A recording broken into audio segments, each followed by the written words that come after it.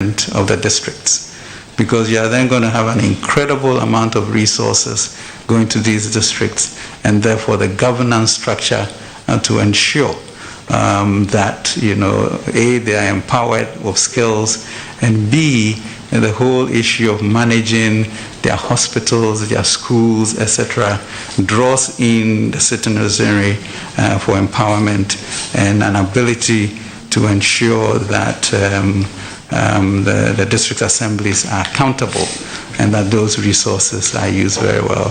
I'm not completely convinced at this juncture that the administrative management of resources at the level that you or guest house are even comfortable with. So even as we push for the realization of property taxation, is also a looking from the house to see what we can do to ensure that these monies are not going to be wasted, and you are going to have strong municipalities who are cleaning their gutters, setting up their security system, in a way in which the citizens can also challenge them and make sure that all of these areas develop in tandem with the capital cities. Thank you. Chairman, to my third question, the Bank of Ghana at their recent MPC, Monetary Policy Committee, kept the policy rate at 14.5%. It signals a certain response from the banks and the financial sector as to how credit is on lent to banks and how it trickles down. Banks are complaining about corporate tax, national reconstruction levy, banking sector cleanup, and other related costs. Do we have a strategy in place where they wouldn't, for want of these strategies that the central bank is put in place, not transfer those costs to SMEs so as to not to affect their businesses, and so doing affect customers of the banks and SMEs? Thank you. Thank you very much indeed. I think, Mr. Chairman, the issue as we sit, either Minister of Finance looking at the whole of financial landscape, the Bank of Ghana these 3-4 years has been pretty decisive, courageous, and promotional. And we can see the forbearances that they gave in 2020 to make sure that these banks do well. I think the banks would also admit that they are a far cry from what they were in 2016 or early 2017, and their numbers do reflect that. But I think even more important is their confidence the banking supervision is working much better than it used to work. And that, when you are in the industry, is huge comfort to you. I think the numbers at the stage of 2021, with the pandemic, with second and third spikes around the world, a lack of security on global supply chains, a country that does not have a reserve currency, may lead to some sort of caution. MPCs are not annual, and so the ability to titrate and therefore decide on whether it should be lower or higher is still with us. I don't think we can use, it is not a budget that we can say that nothing can be done. Now, my own sense, I mean, I've never owned a bank. We just never had the expertise when I was at Data Bank to say that because we are a financial institution, we want to own a bank. We just did not have that and stuck to what we know how to do. But when you have an association in which through the period of these very difficult sort of AQRs that were determined, and association does not seem to have teeth as to its self-regulatory response to issues, you then ask whether there's collective responsibility. A, to make sure your industry is clean, and to keep, agents who will not promote the sanctity of your industry. So we all become part of the bad behavior, and at the very least, we should all be part of rebuilding it. And so I think an honest discussion will reveal that, really, let's bet and share, so that we also share in the profits that are coming. Thank you very much. Chairman, last question. That's my last question. Last question, Mr. Chairman. Very important question. Very, very important. Minister, I've been given the opportunity to ask you this question, which worries the private sector. They're asking, they send this question for me to find out from you how you will ensure that banks do not just take deposits and invest in government securities, but rather invest in the private sector. That's my last question. Yeah. From the private sector. Yeah. Thank you. Very, very good question. You would realize that we did a guarantee fund. We also have what we call GESL, which is supposed to support agric industry areas. I think even in countries as the United States, there are rules which ensure that community development are part of the remit of the banks.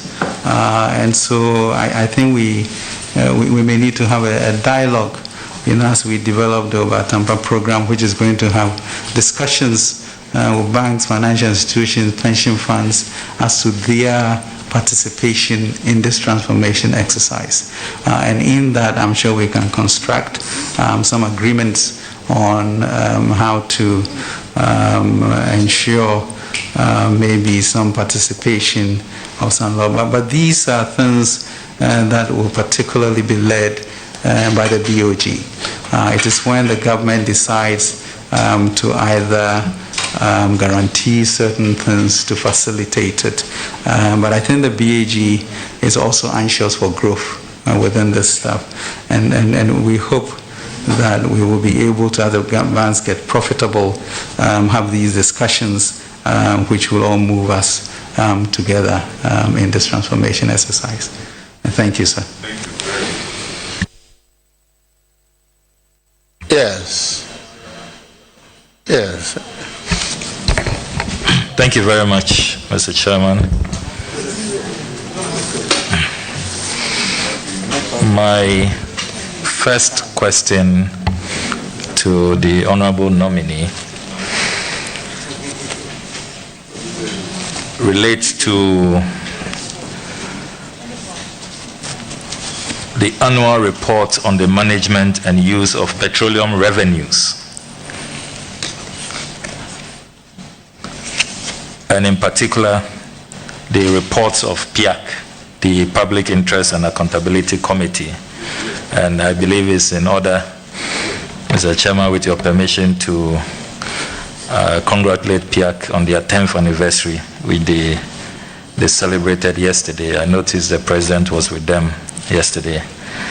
But let me begin with the 2019 report. At page 15 of the report, PIAC writes, and this is the report submitted to Parliament in compliance with the law. PIAC states, and I quote, "For the third consecutive year, the actual ABFA was not fully utilized or accounted for. It brings the total unutilized and unaccounted for ABFA to 1,479,896,299.86 Ghana cedis at end of 2019. It continues, "The Ministry of Finance is acting with impunity regarding accounting for the use of ABFA.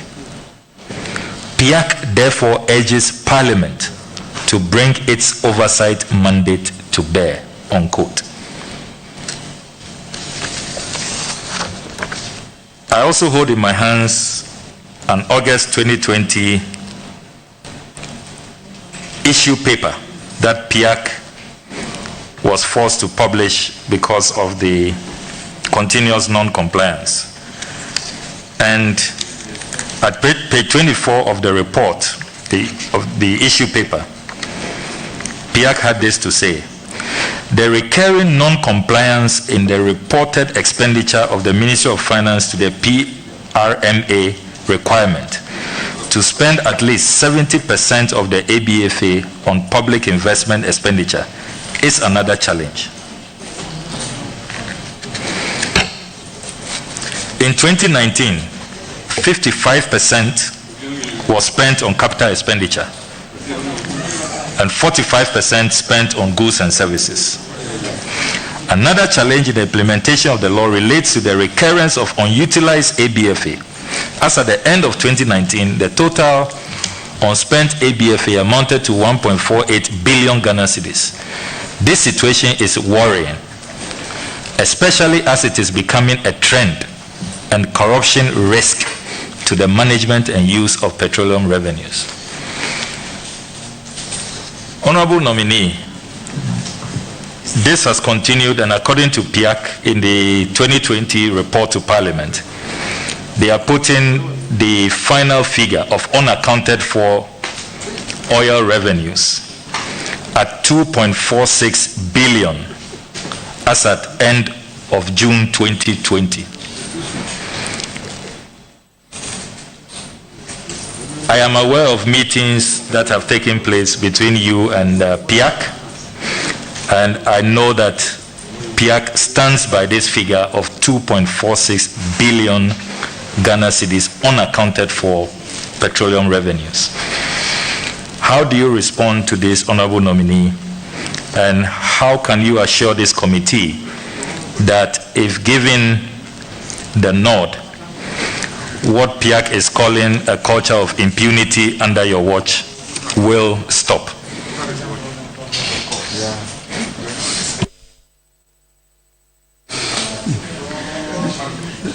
Thank you very much, Mr. Chairman.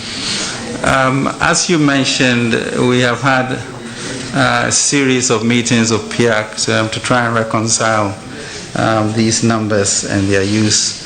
I can assure the House that this is not tantamount to any type of corruption from the ministry or the government in any way.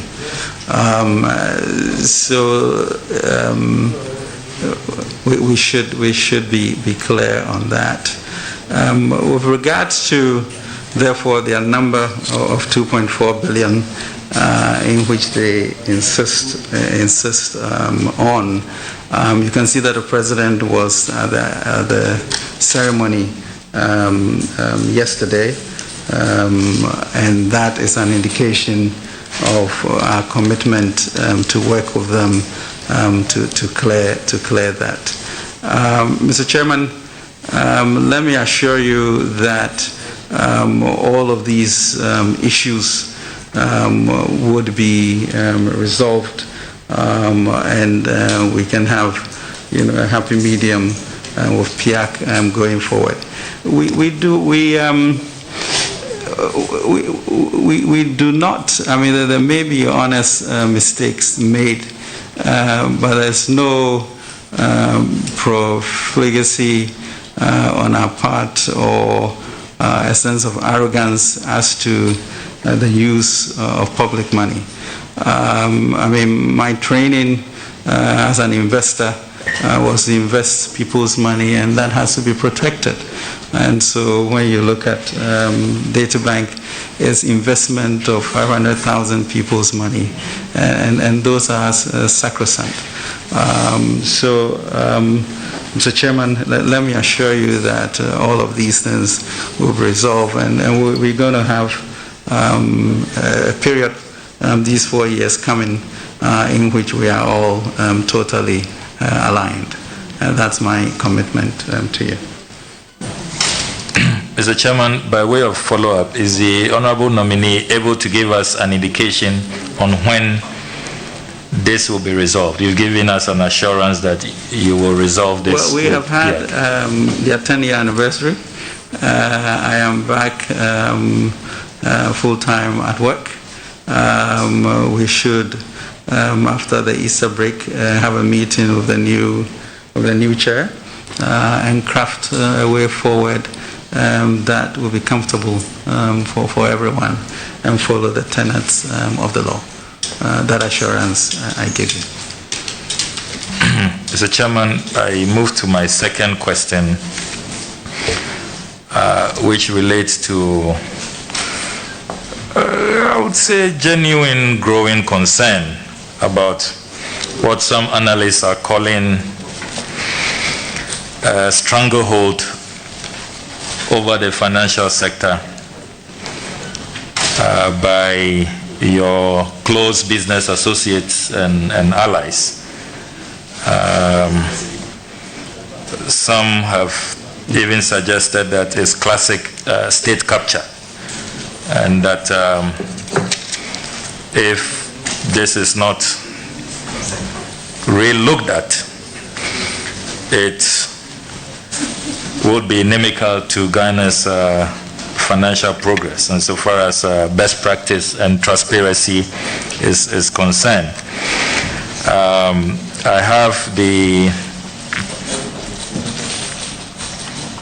incorporation documents of the entities you have interest in: DataBank Financial Services, DataBank Asset Management, DataBank Brokerage Limited, Enterprise Group of Companies. And I see that the directors and key shareholders are the persons that you have placed in very strategic positions. For example, you have Kelly Gajapo, who sits on the Bank of Ghana board. You have Reverend Obami Tete, who is Director General of the Securities and Exchange Commission. You know, they regulate the investment companies. You have Samson Akligo, who is Director of Financial Sector at the Ministry of Finance, and is also sitting on the board of the National Insurance Commission. So if you take the banking sector, you take the investment sector, you take the insurance sector, your close associates and directors, shareholders of your companies are in charge of the sector. How do you respond to genuine concern that there is some stranglehold, some state capture that is going on, and for that matter, we are not having a fair ecosystem for other businesses to thrive? And how do you even think that these regulators can regulate entities that you have beneficial interest in?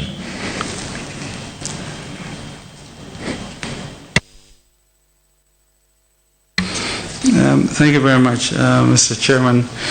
The issue of, state capture of a financial sector, I think it's a difficult one to behold. I mean, first of all, the Minister of Finance certainly has some sway with regards to whoever they appoint to be board members, and it could be Kojo Kwame or it could be Kelly. You would have put a person there. So is the state capture hidden because of the name or not? It's an issue. Issue of competence, I think is important here. And if you look outside of the state, you'll see that because of the 30 years in which the firm has run on values and skills, our alumni are everywhere in the banking and financial institution of deep influence in what they do. Should companies like ours create subpar personnel? We shouldn't. And if they have the technical requirements, should we or should we not lose them? I think it comes down to really whether we continue with a sense of cynicism and a minister trying to enrich himself. I suspect that the issue of public service is one that really has been with the family for a long time, and I came into it with that aspect of that. I do not take a salary. I do not take a per diem. So those are not the objectives that I come with. As I mentioned earlier, it was so easy to get a banking license over these 30 years if one chose to. But our expertise was in investment, and we are not going to drift because there were opportunities to do that. Did we have problems in these areas? We did, and therefore, would you have people that you trust that are professional to participate in those sectors? Yes, you will. So Kelly may be one of the directors at the central bank. That is out of maybe 9 or something in terms of coming into any organization with people that you feel have the capacity to help. Yeah, I think we have 10 directors at the ministry, of which we promoted to be coordinating directors, and Samson is one of the 10 directors. I think you also realize that in the past maybe years, quite a number of years before we came into government, the Ministry of Finance lacked people with investment expertise, and so there was nothing happening promotionally in that area. And I think we should celebrate the entry of an investment expert into that ministry. So you could look at it, half empty or half full. You could be cynical about a motive to state capture industry. You could also look at the results of growth in the industry and say that something positive is happening. Accusations, therefore, of trying to stymie other competitors has never been our view. We have grown from a cantonment to enterprise 30 years ago into a high street enterprise. We know how to grow in small doses, and we have done that. So, Mr. Chairman, let me assure you that that cannot be the motive. If people are using the aftermath of the banking crisis as a way of finding data point to illuminate this, I think the results of where we are with the banking crisis is clear. I think DataBank's reputation as an investment house and not a banking institution is also very clear. And I think we also came to really do public service. And so far, that is what we have continued to do. So yes, they may declare that by honorable members, I'll give you the assurance that we came into public service to serve. We came to bring the best skill set and to advance our promotion as a country. And the values that we brought with us will really not encourage us to assume such dastardly objectives for the nation. Mr. Chairman, related to that is some key indicators people look at. For example, I hold in my hands the DAMSA report, which is published by your own data bank, and you take one instrument like the M Fund, which was launched in 2004. The total assets under management from 2004 to 2017 was just a little above 313 million. But between 2017 and 2020, when you became finance minister, it shot up from 313 to 808 million, according to your own DAMSA report. Over 500 million cedis, almost 500 million cedis in actual increment. That's some whopping 258%. And if you look at the previous years, the 13 or 14 years prior to 2017, since the M Fund was launched, it has never done this well. So people are looking at these numbers.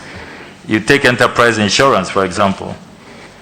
When the ambulances that we purchased was to be insured, it was enterprise that was selected. Frontline healthcare workers, the insurance of our heroes in this COVID-19 fight is enterprise insurance, which your dear wife, our Rock of Ages, who we are all very proud of, is director of. So these are real numbers, real facts. Meanwhile, other businesses are collapsing and others are closing shop. So people are pointing to these real indicators. How do you respond to that? M Fund and enterprise being given all of these big insurance deals under you as finance minister? Thank you very much indeed for this question. I think we should really, Mr. Chairman, examine these issues properly. If you look in the landscape for asset management, we are talking, Mr. Chairman, about a 30-year company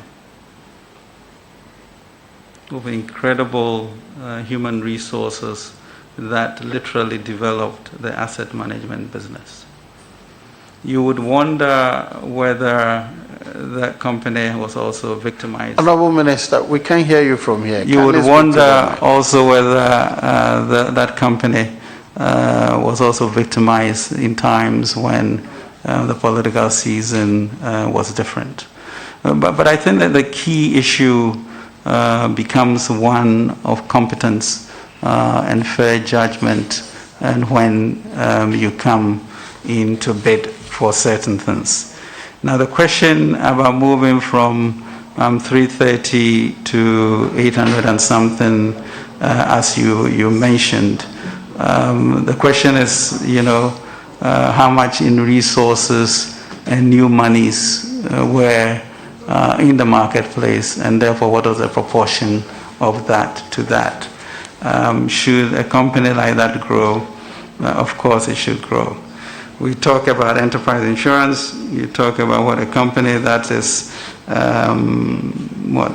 been here since 1924, which has built up a life business that is par none, and a general business that is par none. I think the the challenge of companies that have durability and invest in their companies to build their balance sheets and train people, as opposed to new companies that are just registered, as happened in the banking institutions, leading to the collapse, should be really examined. I think it's easy, really, to just throw stones at it and say that it is because one is a finance minister. But as I assured you, I don't get involved in any of these things. I've not been a director since whatever. And maybe there's just more boldness in coming in to bid for things, and in people assessing the capacity of these companies. Really, I have told the NIC and these regulators that they ought to be publishing productivity, assets under management, etc. And maybe we as a government should be drawing a line that if you are below a certain amount capacity, you can manage our resources. There has to be a way in which we credit assess, as opposed to say, I also have a company and I couldn't do it. And I think that should be revelatory and transparent, and we should be looking to build first-class companies, but not ascribe it to the fact that somebody is a finance minister, etc., and that's why that is what is happening. So I will warrant a challenge for us to begin to look at the capacities of all of these companies before such easy talk is allowed, which is also quite demoralizing for building and investing in your people if you want to create first-class companies. But assurance that no, I do not get involved in these things. This work is for public service to enhance where the Republic is going. And if you have been able to build strong companies over a certain period, even over 30 years, surely there are times and opportunities in which that will show and illustrate that. Mr. Chairman, finally from me will be a COVID question. And I make reference to Appendix 12A of the 2021 budget and financial policy document.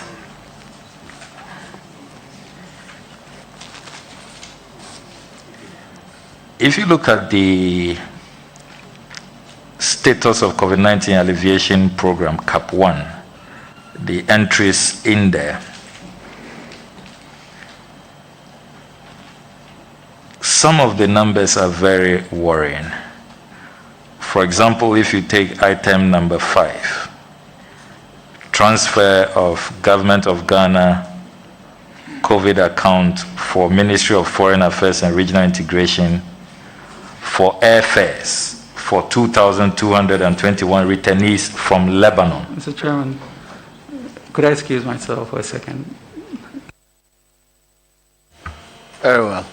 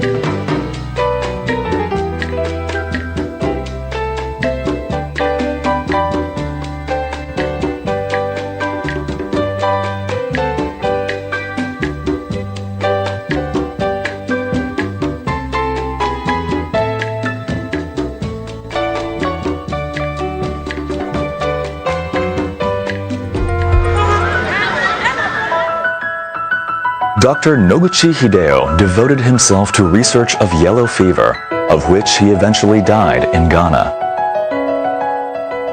Carrying on the spirit of Dr. Noguchi, the Noguchi Medical Research Institute was constructed as a center of infectious disease research and countermeasures in 1979 with the Global Peace Christian Center, GPCC, welcomes you to a life-changing experience as you listen to God's anointed servant, Pastor Henry Ampoma Boatin, the head pastor of Global Peace Christian Center, as he teaches you God's word that will change you, challenge you to a deeper obedience, build up your faith, and bring you closer to God. This is Pastor Henry Ampoma Boatin of Global Peace Christian Center. Keep on watching Treasures Beyond Measure on TV3 every Saturday morning from 6 a.m. to 6:30 a.m.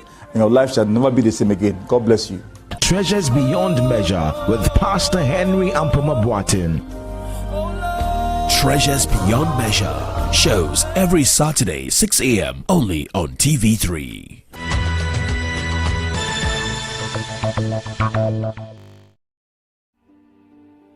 Treatment of cancer can be very expensive, but there is great hope for Ghanaian teachers.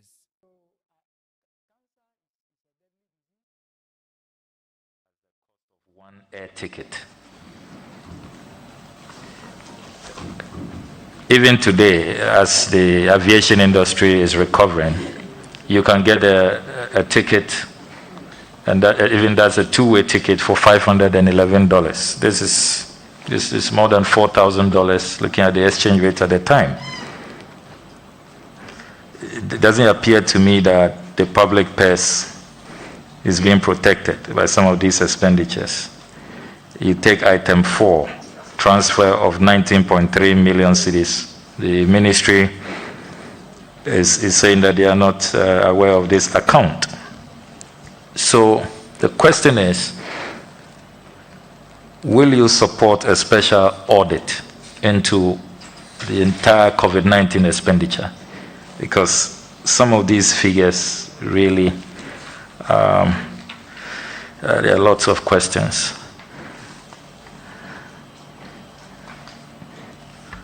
Mr. Chairman, I think it's really a very simple issue. I will go back to confirm these and bring at least an initial report on these transactions of MFARA, and then we will take it from there.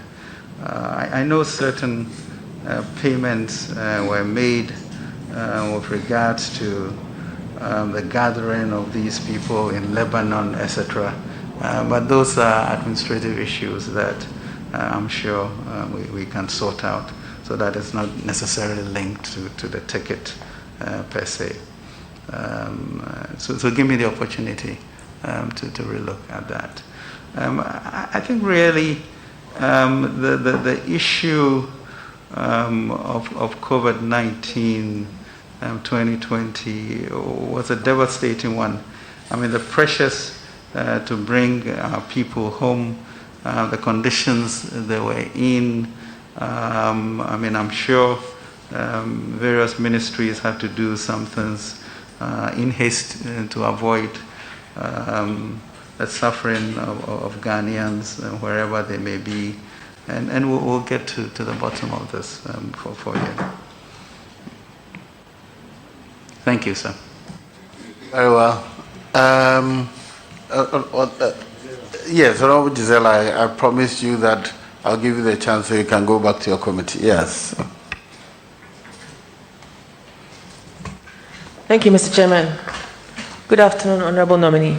Thank you very much. Happy to see that you are fully recovered. Amen. Thank you. You have the strength for the job for the next 4 years. Amen. It looks good, don't you think? All right, I'm going to ask you something on the construction industry. Your ministry is the heartbeat of any government.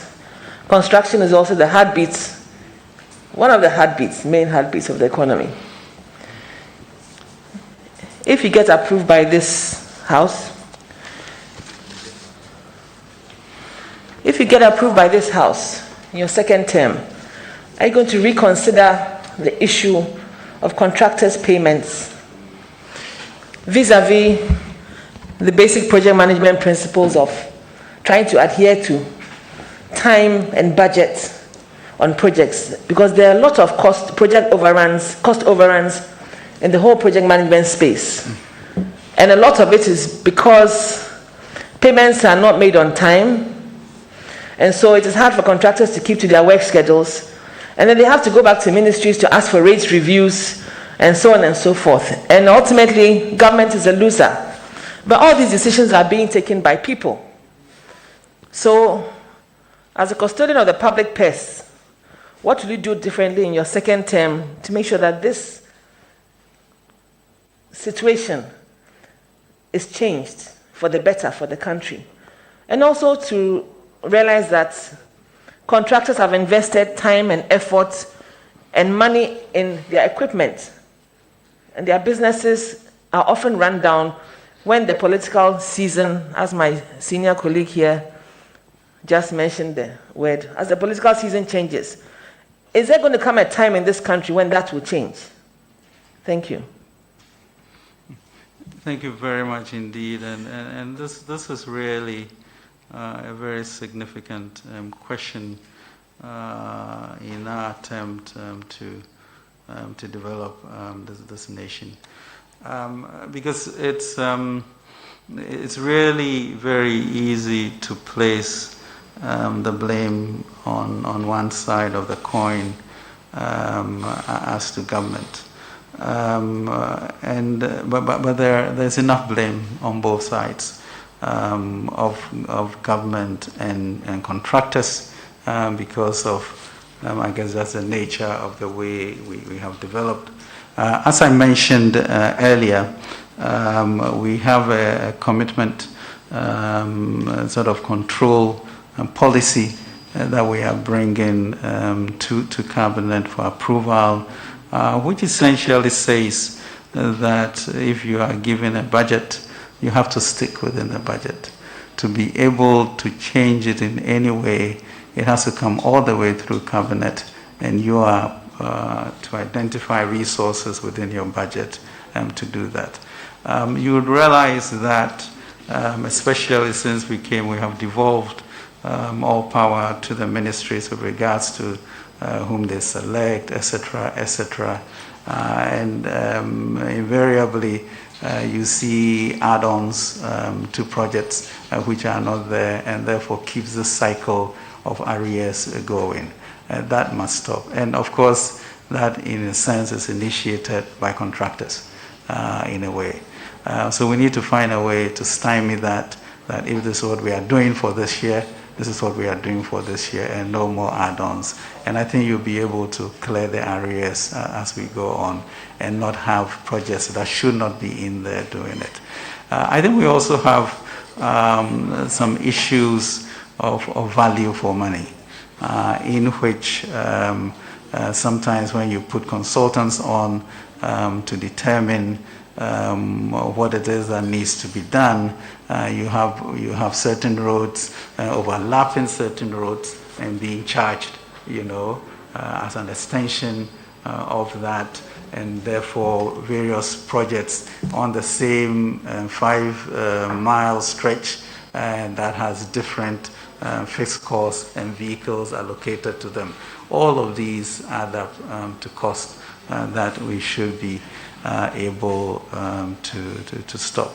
So I think that there's a need for quite a big overhaul in the way in which the contractors and the ministry operate.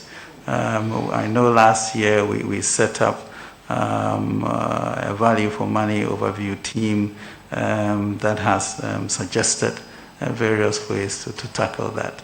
But I think we should because Ghana is alleged to be one of sort of the highest costs for roads and stuff.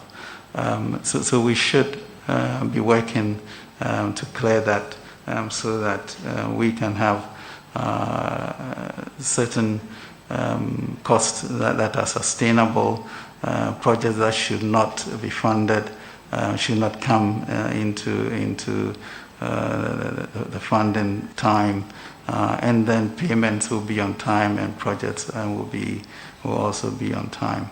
We have also, as you know, agreed on what we call continuity and completion, so that at least all projects, irrespective of which government, will be looked at for completion as we move forward. So I think that there's going to be a big effort these 4 years to streamline how projects are approved, and B, to also continue to complete projects that exist, so that there will be a little bit more robustness in the construction industry. The issue of PPPs are also going to be promoted, and we now have having discussions and MOUs with Ghana Investment and Infrastructure Fund as to how to look at major projects, so that it's not necessarily on government budget books, but on an investment scheme, which then returns rewards for GIF. Thank you.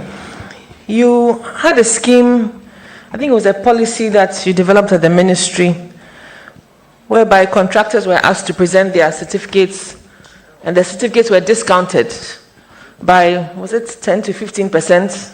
I'm not sure of the percentage. How efficient and how effective was that policy, if you can tell us? Thank you very much.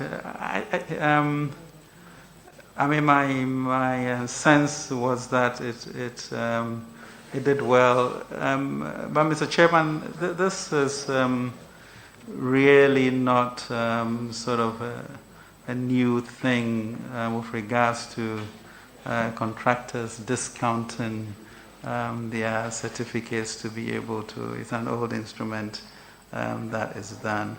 It created a bit of uproar, and then contractors came to the realization that it was to their benefit, and I think it worked very well and reduced the amount of arrears in there. So I think it helped with the issue of reducing the stress in the industry, and put some liquidity in the market for it. All right. Well, I think that it was more a case of some contractors just being desperate for cash, and so having to wipe off their profits that they have made over the years, as they were just waiting to have their certificates cleared. So I think that some of these policies, even if it was an old one, as you come in, you try to make improvements on the system. So I'm hoping that that will also be done, so that it can be a more effective way, perhaps, of releasing some cash, as you said, onto the market. But effectively, as you know, a lot of contractors do not have the luxury of interest on delayed payments on GOG projects and so on and so forth. So it really hits them hard. And I hope that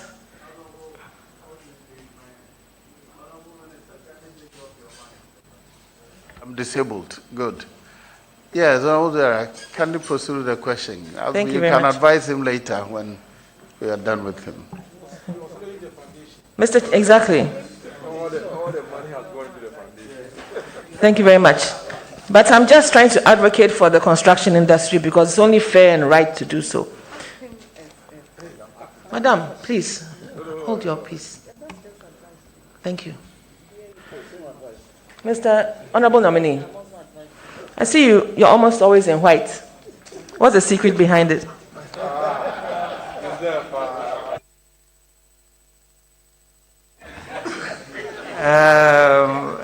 Actually, it's Ecclesiastes 9:9, which says that, I guess be grateful for where you are, anoint your hair, and I think it says love your wife or something like that. So on that white note, Mr. Honorable Nominee, I would wish that, and I would pray that with that same heart of whiteness, you remember those people who who invested their monies in all these financial institutions that were collapsed. Amen. And remember that they also could need some relief. Amen. Because they've been sitting there just waiting patiently for their money. And people have lost their loved ones. Some have had illnesses and so on and so forth. Yes. Thank you very much. So have a heart for them. And do the needful. Thank you. Thank you. Thank you. Thank you. I'll give you one lady. I'll go to a gentleman before I come back to a lady.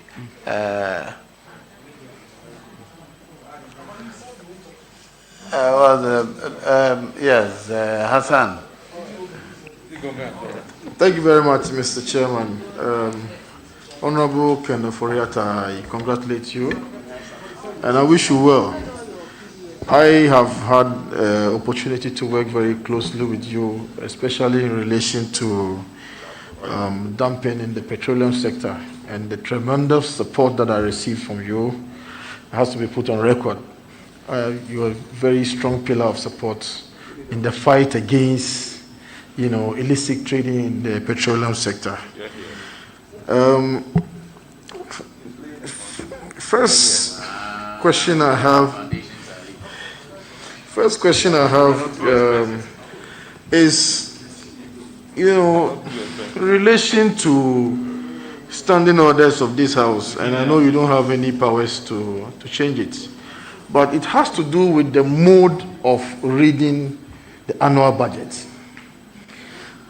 I have a feeling sometimes that it's an exercise in determining who has more stamina than the other.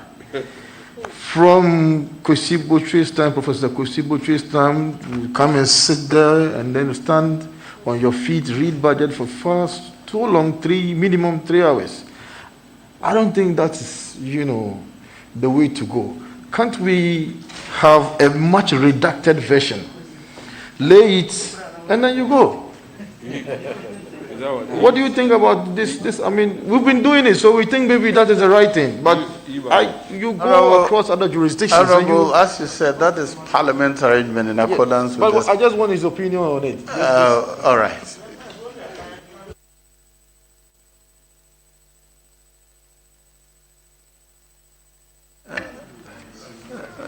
Mr. Chairman, our GDP, it's about 400 billion, and we expect this thing to grow as we grow into a middle-income, rich country, God willing, in the near term. We're going to have a huge budget that is going to be impossible to. But I suspect Parliament would adjust itself to make sure it gets the minister in Parliament for the appropriate time and still have the time to debate that. Because certainly the budget is not read in the United States Congress. It's just too huge for OMB to do that. So I'll leave it to you as we grow and you adjust your standing orders accordingly. Thank you very much. Mr. Chairman, in 2020, the government paid in excess of about $1 billion to the IPPs. Similarly, ECG also made payments also around 2.7 billion Ghana cedis to the same IPPs. And there's been some negotiations with these IPPs regarding, possibility of making some more savings from the excess capacity. Can you update the committee on where we stand with some of these negotiations and whether there is a possibility that we can make further gains regarding excess capacity charges? Thank you, Mr. Chairman. Thank you very much indeed. I think we have been in the past 18 months having negotiations with Senate, Sempower, Early Power, Mandi, AXA, Car Power, and I think Nasogli. We have gone some ways with Senate. I think there was some stalling during 2020 as the OPEC DFC invested companies and the Japanese SemPower, Early Power, and Mandi sort of waited. This has now gotten into high gear as to the discussions on term sheets that we are doing. We also have had extensive discussions of AXCA and giving them a term sheet that they have come back to us with. I think we've gotten to literally a break-even point where my feeling is that by September we should have been able to renegotiate these to save the country considerable resources. So we are moving in the right direction, and we expect to make quite huge savings in that score. As you know, we also introduced some taxes this year to see whether we can close the gap between what the ECG pays and the tariffs that they get. So that's the two-pronged approach that we have taken to sort out the imbalances we have in the system. Thank you very much, Mr. Chairman. Well, the dilemma of a Minister of Finance is that your colleagues are pulling you from different angles. The colleague ministers and other agencies, everybody needs money. Now, where to get the funds, you have to go and borrow or you levy taxes. Either of the two, people are attacking you from left, right, center. How do you manage to survive all of this? How do you, because my meetings with you are mostly after midnight. I wonder how you rest. I mean, how do you do all of these things? The balance. Thank you very much for the sympathies here. But I remember Madame Lagarde saying, in effect, that if a finance minister is loved, then he's not doing his job. So that goes with the territory. But I think truly the excitement and really the blessing of being a finance minister is the overview that you get and the sense of apportionment as you see your president's vision and see how you get there and to shield the vision from the individual needs of your colleague ministers and somehow apportion it. But to also think deeply and challenge the status quo really as to how best to use these limited resources to go very far.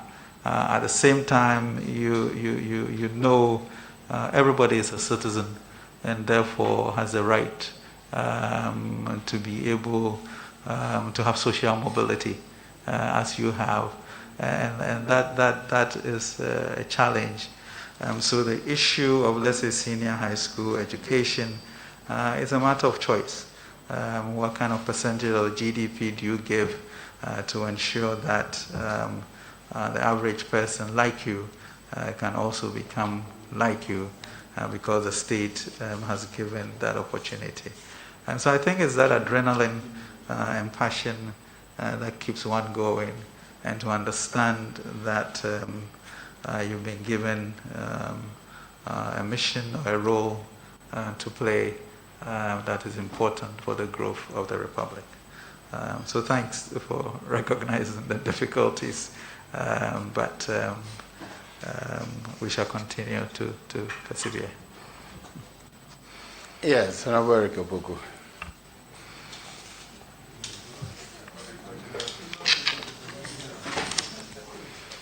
Thank you very much.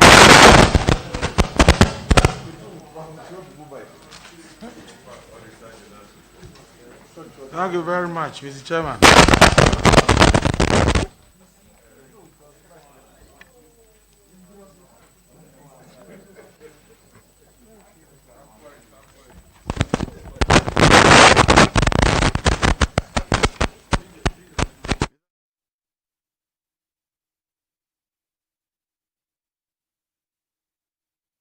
It's working. It's working. It's working. Thank you very much, Mr. Chairman. Mr. Chairman.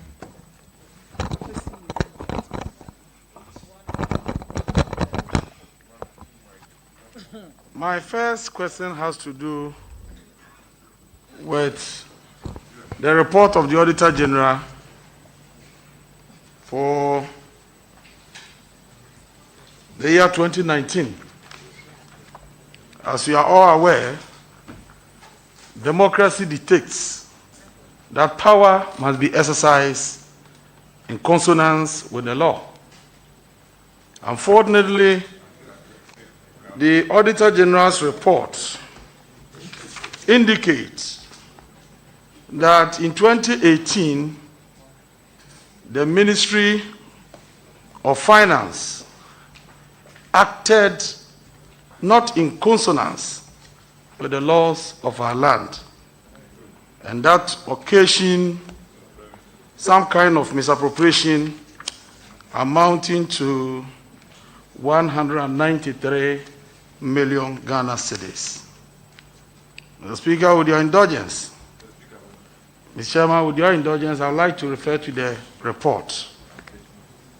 Paragraph 139 of the 2019 Auditor General's report states that Section 69 of the Revenue Administration Act 2016 Act 915 states that the minister shall set aside an amount of not more than 6% of the total revenue collected under this act and any other enactment administered by the Commissioner General in an account designated as the Ghana Revenue Authority General Refund Account, from which refunds due under this act and refunds due under any other tax law shall be paid by the Commissioner General.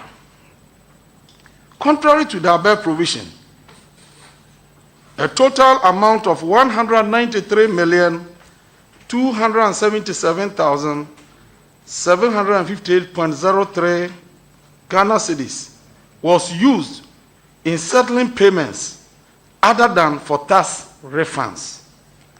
Then a table is provided. Some companies have been mentioned for the year 2018. All these payments were made. It's a long table. But Mr. Speaker, Mr. Chairman, the most interesting part is that paragraph 142 states, management in response stated that it acted on directives from the Finance Ministry to effect the payments from the refund account. So the Ministry of Finance directed the management of the fund to set aside, to suppress the loss, and then use the monies in that fund to make payments outside the law.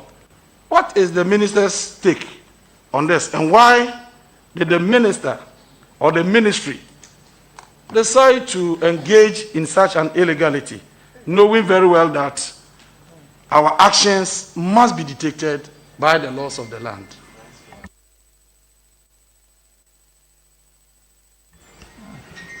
Wow.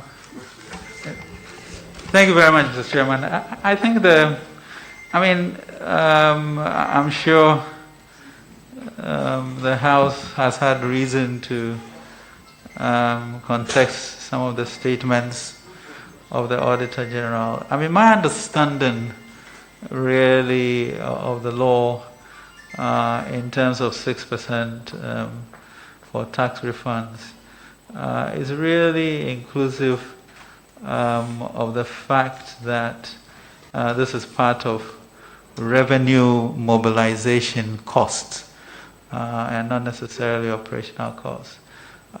So I guess in my interpretation, and I guess that's subject to debate, was that actions that we took that led to revenue mobilization qualify under this.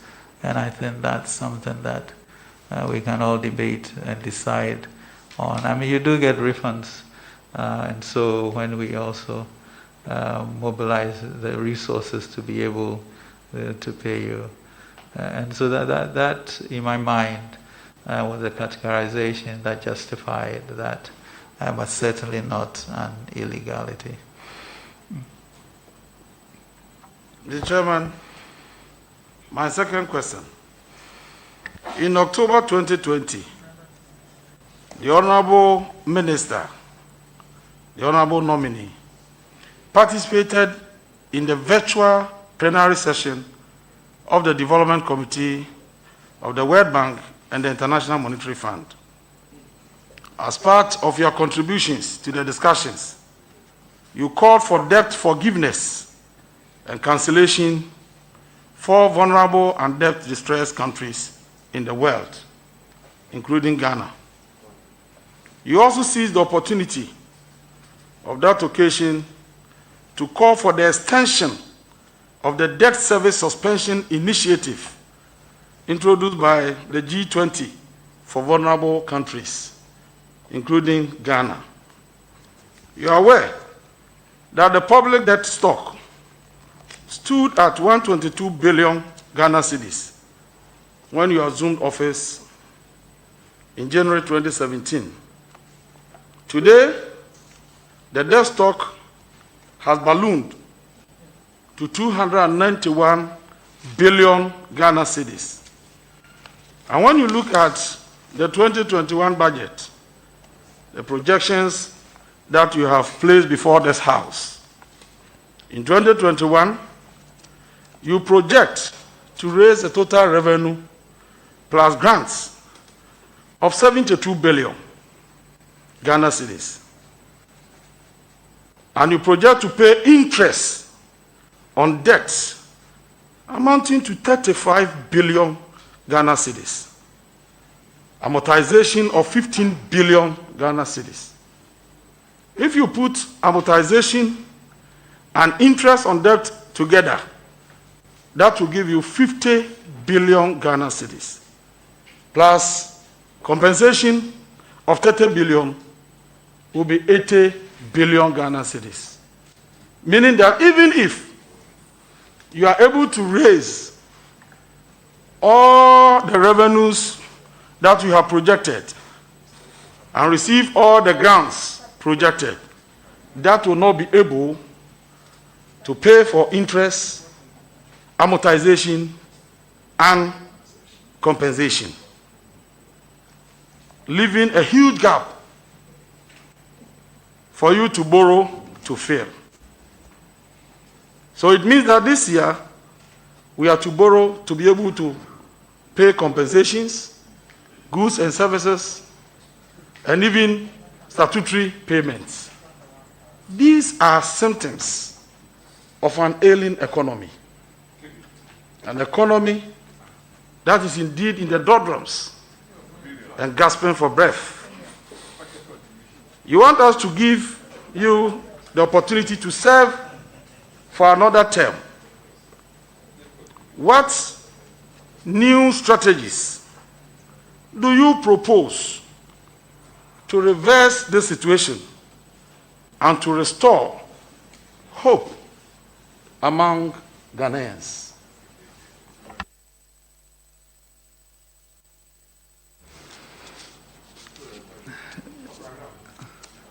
Thank you very much indeed for this question, Mr. Chairman. We have indeed moved from 122 billion to 292 billion, which is about 76% of GDP. as we look at it.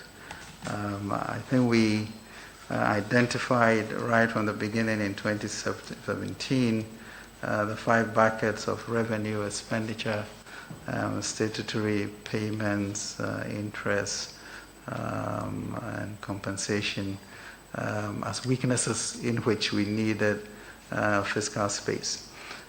We have, as you know, over this period, the fiscal impact of COVID of maybe 19 to 20 billion, financial sector cleanup of 21 billion, excess capacity charges paid, also inherited, of 12 billion, the impact of reduction in growth from average of 7% to 0.9%, changes in forex, etc.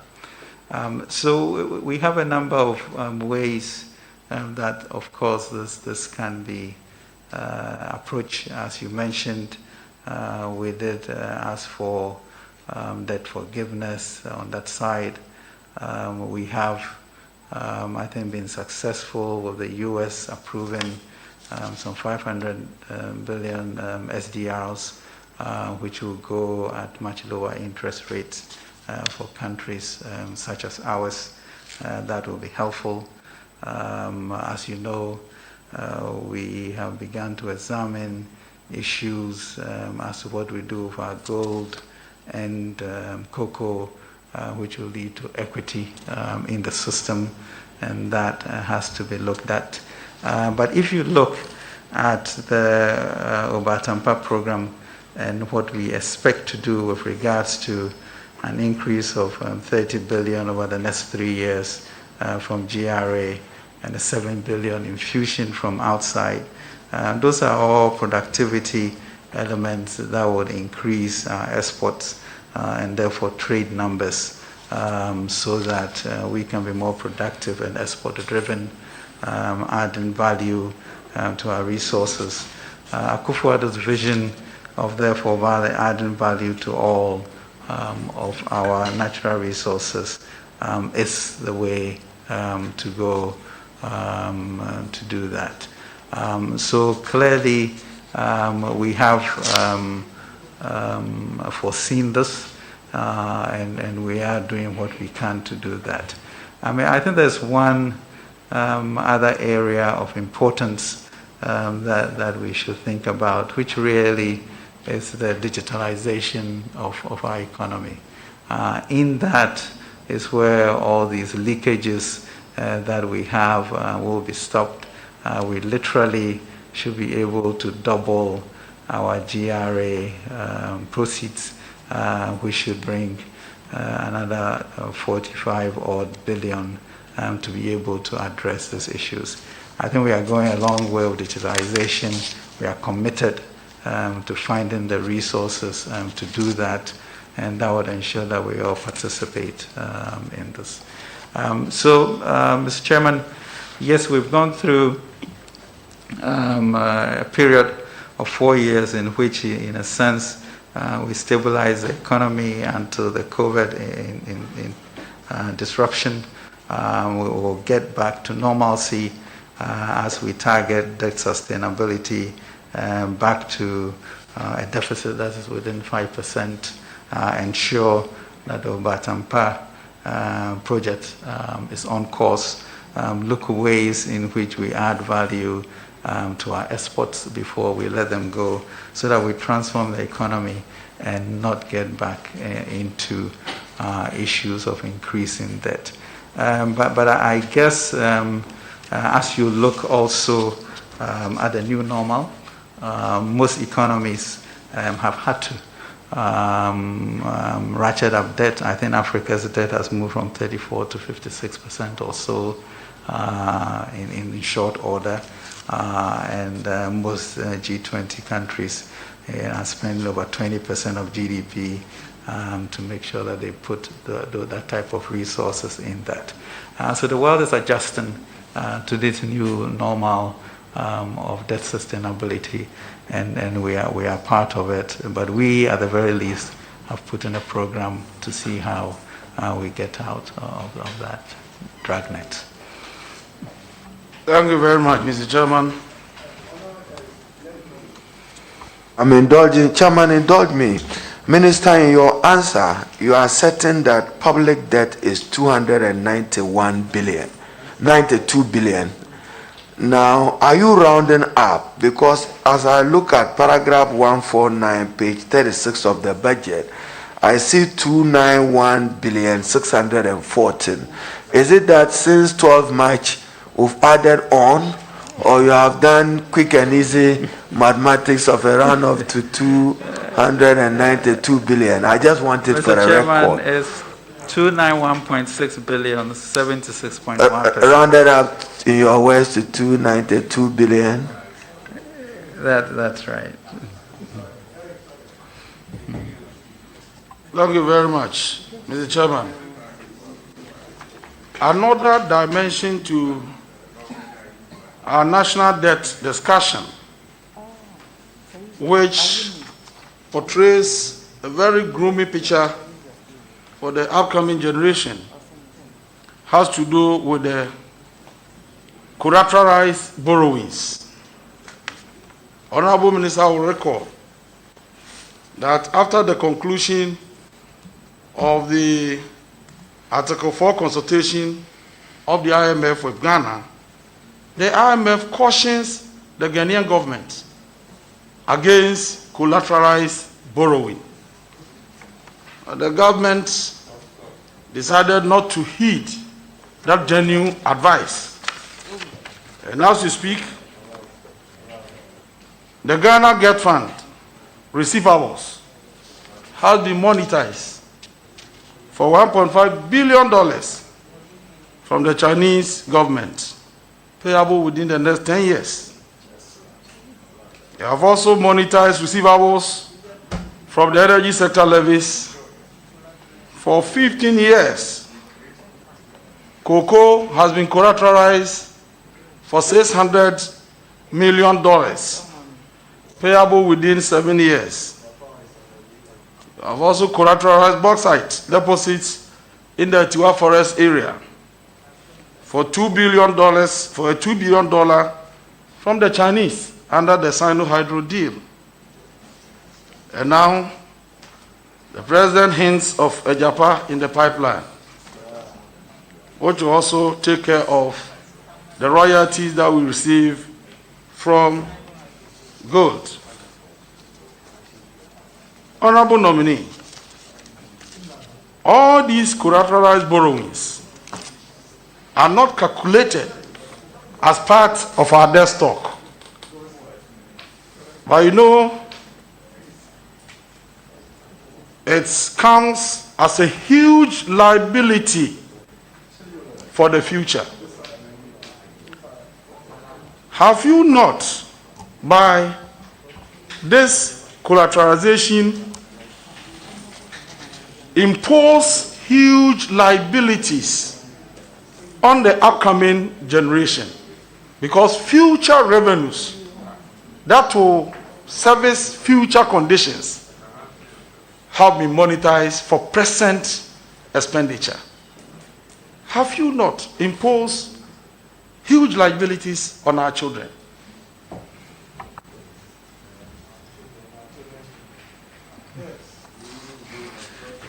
Thank you very much for that question. And I think we need to, I guess, debate the issues of how a country develops and use its resources ring-fenced to ensure that those areas give us the best return for our monies. When we look at GET Fund, for example, and we look at the human capacity, we talk about SHS. I think in my view, I don't even believe that the whole issue of human capital should be addressed as goods and services. It's essential that we look at it as a capital cost that is important for the future. And then you begin to look at interventions in our economy that are important for us to grow. So you talk about energy, and you have to be clear on how you reduce costs so that industrialization will occur. You look at cocoa, you begin to find ways in which you can capitalize on today, so that, as I mentioned, you are part of the 140 billion stream as opposed to the 3 billion stream. You have your bauxite locked up for good, and how do you bring it to shore or turn it into alumni or aluminium over a certain period. So the question is whether we as Ghanaians trust that we'll be able to turn these resources to add value to these areas, so that we gain the benefit of that. And that is the discussion, not one of just putting debt for the future without productivity return on that. And I think all of these things can yield, get fund to make sure that our human capital is more productive than before, as well to make sure that we have energy that supports industrial growth, cocoa and bauxite, to make sure we add value to it and get into the supply chain at values that are good for us. So it's after 60 years of nation building, I think we need to rethink that. And I think this 8th meeting of Parliament offers us an opportunity as a nation with a balanced Parliament to begin to really ask the question as to how best do we find the resources to transform our economy, and what should we put in place as we get into these collateralized transactions and equity-related transactions such as EJAPA. And I think it's up to us really to begin to speak a common language of understanding of where we want to go as a nation, and not debate every issue that truly will lead to a transformation of our economy. I think, if you look at the cocoa industry, for example, it's a real injustice that the average farmer, 650,000 families, sweat, cut their legs, are bitten by snakes, and then we give them 70% of the producer price. While there's a whole derivative market and value add of 140 billion, and we sit and benefit from the 2-3 billion they bring, and we have not been able to find a solution to participate in that part of the industry, so that we actually may even be able to pay them double what they earn for the seed. And so those are the real questions we should ask ourselves. Are we doing our people justice by just sitting on the old way in which we do things? And if we bring such things to the table, how do we, as a nation, speak the same language to make sure that we get the best results from it? Because other countries are doing that. And why can't we do that? Thank you. Okay, Mr. Chairman, my last question. In the 2019 State of the Nation Address, His Excellency the President of the Republic of Ghana, Nana Addo Dankwa Akufo-Addo, indicated that his government has procured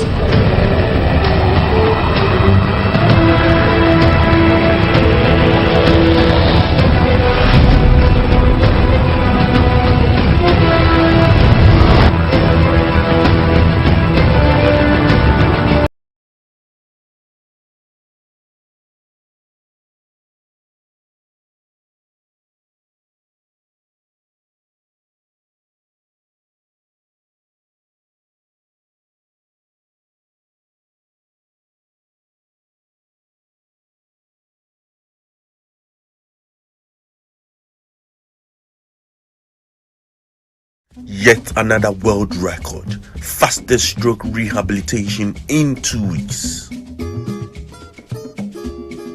If I'm Lucy, do bachi. Oba sorry. Nani we do not no free by praises and worship no back in na ba. As time goes on, we said do baby no otinasi. You know, I say me nine ba kwa shift. Na me na you say I remember papa tinti na me share no. I say biom. You say me nine sir. Said one after na me go from. And I said na won't me sorry. Also me find na ejuju. At once na no achia dida. And I'm my first of my say me yare. It is of a me story. I'm so me sorry. Almost so me na kete me nine. And me say na echifu. And I afraid.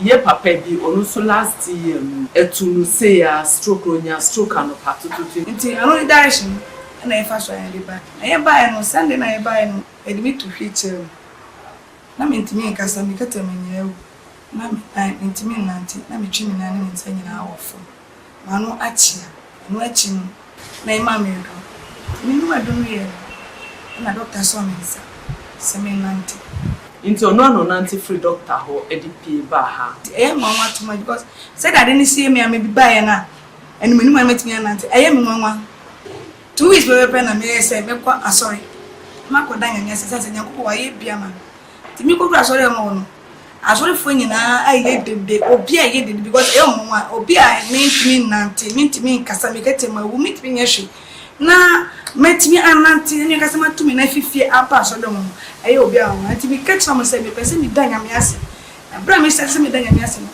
obi a esu no credo na de wani wi oyiwa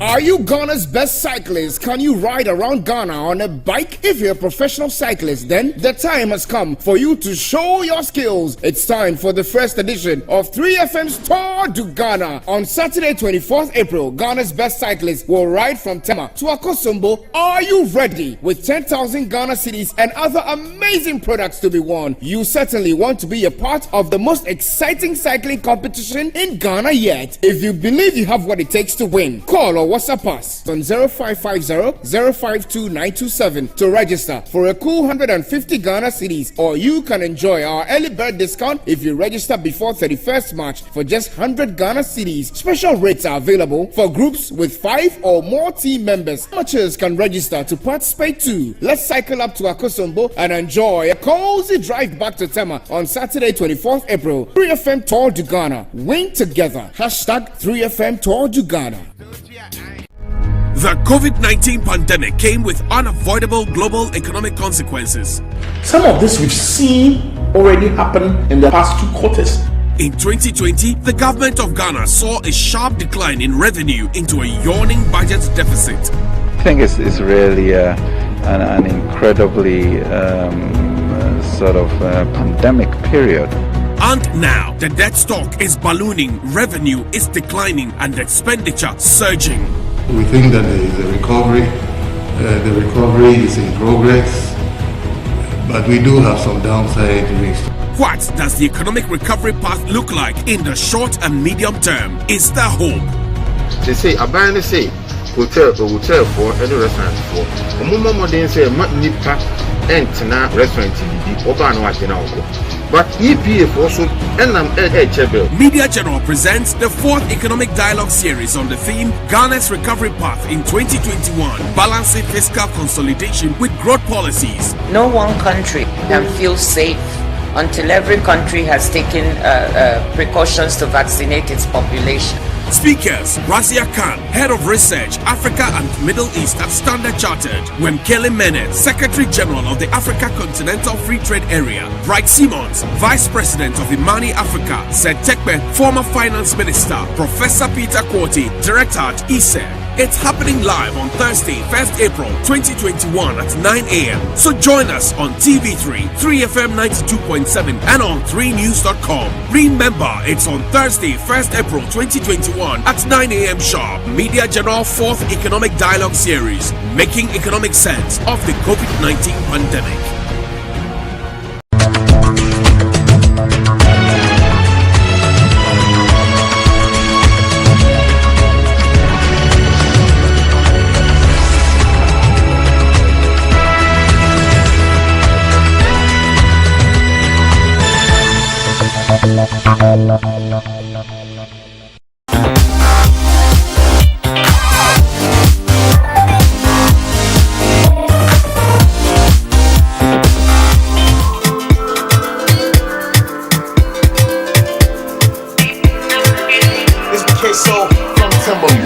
Oh baby girl, I say your body bad. Bring her close to me, make her right come. Never go do you one night stand. Jelly just they be me wanna wife her. I jealous more, baby small. Olaka smaya, any smaya. Yeah. Me na mari de day, me sanka mari de day. Me na mari de day, yeah. Me nyere ni. Me na mari de day, me sanka mari de day. Let's go Santorini. From there we go to Fiji. Take you around the world, my baby girl. You know Kataya. Let's go Santorini. From there we go to Fiji. Take you around the world, my baby girl. You know Kataya. Money over some money. Money over some money. Money over some money. Money over some money. She tell me say my body where she want no be money, money. So baby girl I tell you make it come make you jolly, jolly, yeah. Oh don't be a do say I can't yo. I talk for my yo so many way. Na money today, me saka money today, me na money today, yeah. Being at me. Me na mari today, me saka mari today. Me na mari today, oh. Let's go Santorini. From there we go to Fiji. Take you around the world, my baby girl. You know Kataya.